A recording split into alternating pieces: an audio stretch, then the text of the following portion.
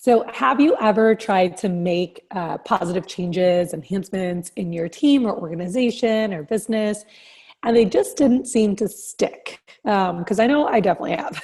And this was something that for years, there were certain things that I noticed like worked really well. And then when I would just come in and say like, oh, hey, here's where I think we should go. Here's what we should do.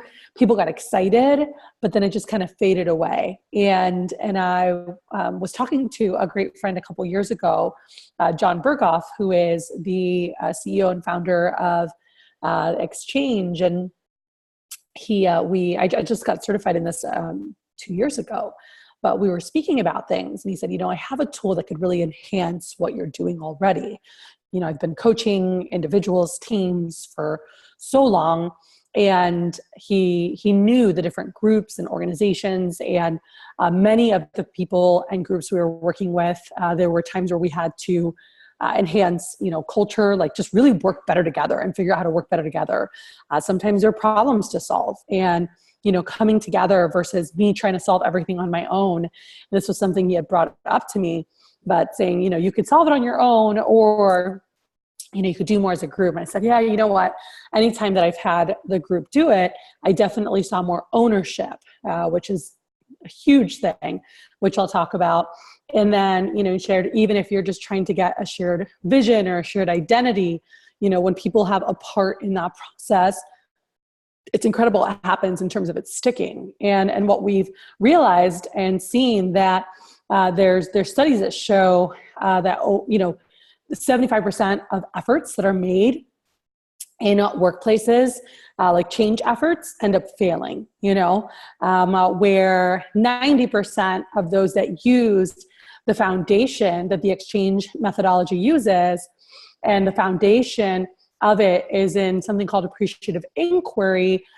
Anything that used that, they saw like a 90% success rate in these enhancements. And this has been used in all different companies, from BMW and Facebook and sustainability companies, food companies, clothing companies, like everything. And whether they were trying to heighten creativity, boost engagement, strengthen relationships, increase revenues, reduce costs, improve, profits, or again, with sustainability, it's amazing what happens, utilizing this. And as I dove in and started studying and learning about this, it was so obvious as to why, and I kind of felt silly as a business owner and as an entrepreneur and as a consultant, and went, oh my gosh, like how could I not see this, right? But the fact is that consulting for so many years has been based on like, you go in, you find the problems and you fix them, right? Like that's what you do as a consultant.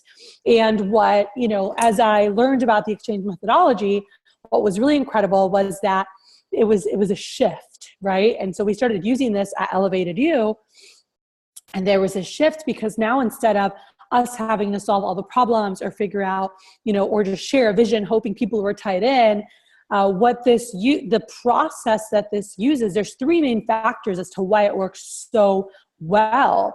And this is something that anybody can adapt, and I'll give some tips and keys with this. But there's three main things that if you can really integrate more of this into your meetings, into your conversations, like so much more comes out of it. And the first of the three things is that it's a strengths-focused approach. Instead of going in and seeing like, what's wrong?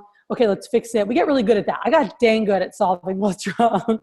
But if we really want to move forward in a meaningful way and see positive, lasting change, what we found is that when we use a strengths-based approach and we say, okay, let's discover and let's talk about stories of like what's been working well, what's worked well in the past, or working well now, and then taking time to really envision what a future could look like, and then talking about that and creating that together. It's really incredible when we're really focused on strengths versus weaknesses. The second thing that attributes to this being so successful is that it allows for unbelievable connection and diverse connection among people that might have never spoken, whether it's cross-department, cross-cultural, different, positions, like from top C-level executives to janitorial staff. and different companies have come together to solve problems together, to move forward together, to talk about, how they grow as an organization. And it's amazing what happens, like we've grown up in a world, like I know for myself, where it was just like, show up, and I see companies and it's like, you just show up, you do your job, you go.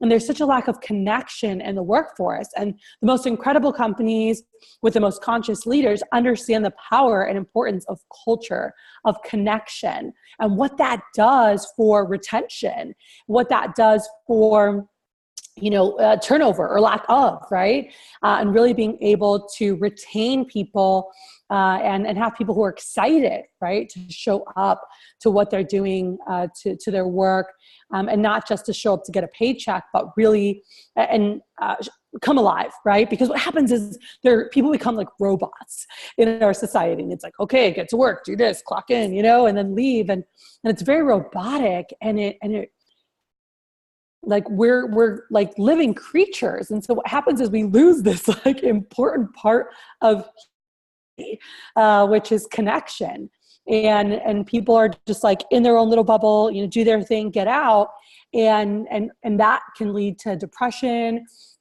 People feel so lonely, and it's so wild because there's people all around them, but our world is just so disconnected. And so this approach really encourages a high level of connectivity, conversations that are happening among people. And it's incredible to see when you bring the voices together from all across the organization, the team, the system, whatever it is, how it connects them.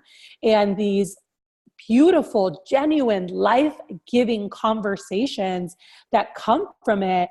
And they really build beautiful psychological safety, and people feel comfortable opening up.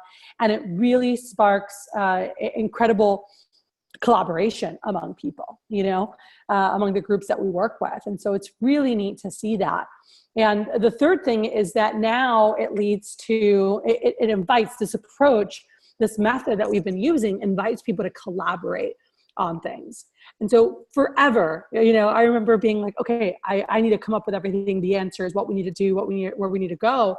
And I remember this was probably 2008 in my business. And so I had been running a business since 2003. And I remember in 2008, starting to incorporate, like hearing about like just this and knowing, there's a power when our people come together. Like there's so much creativity and incredible ideas. And let's just say I came up with 90% of what they were going to say, which they typically come up with more. When they helped create it, it was their idea, they are so much more excited to carry it out. And so this is a reason why this methodology works so incredible. And I've seen it before I even was studying this or learning about this. I saw the power of that, where if people put their ideas out there, if people help to create the solutions, well, that's why they're carried out at a higher level. That's why the percentage is so high of the change that actually happens, because they helped create that. They helped, come up with those prototypes or ideas, or, whatever the solutions were, they helped with that process. And that really makes a world of a difference when that happens, because when people design or prototype around something, around the changes they want to create, they're excited to continue learning and growing together and seeing those, carried out. And so it's really amazing what happens there.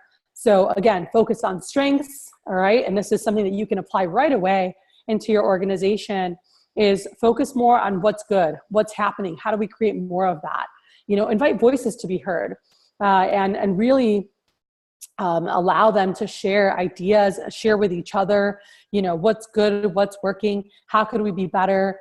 And then encouraging them to help design solutions on how might we work better together? How might we solve this problem? How might we capture on this opportunity? How might we, have a stronger, shared vision for the future, or create X, Y, and Z, and allowing them to come together and do that.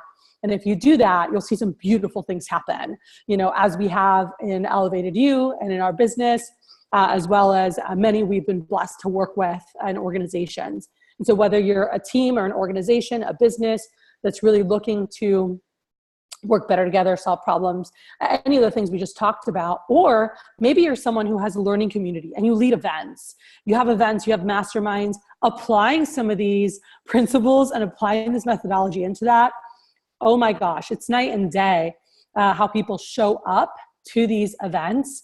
Or really how they show back up, right? Because the first time they show up, it's like, okay, I'm coming to learn.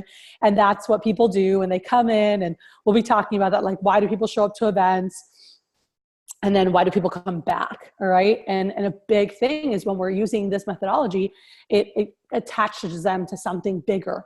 They're part of something bigger, a bigger community. You know, there's communal bonds that are made, and they're excited to come back, and they show up in a different way when they come to that next event, you know. And people definitely, when you incorporate this into communities, learning communities, or events or masterminds that you're doing, they really leave different, and they're blown away because it's like nothing they've been a part of, because of the constant interaction, the community, that, you know, people being open and vulnerable and human, because that space is created through this process. It's pretty amazing. So we're excited to see more of this in the world. You're going to hear me talk about this more and more, because I really feel that this is what the world needs and is calling for right now in all industries, all over. People want to feel more. People want to feel more connected. And we owe it to people to provide that space in our families, in our communities, in our organizations, because when we do that, all of a sudden we're rising to a higher level as a leader and providing an environment that really allows humanity to thrive at its highest level. And I'm so stoked to be a part of that. So I'll be talking to you guys soon.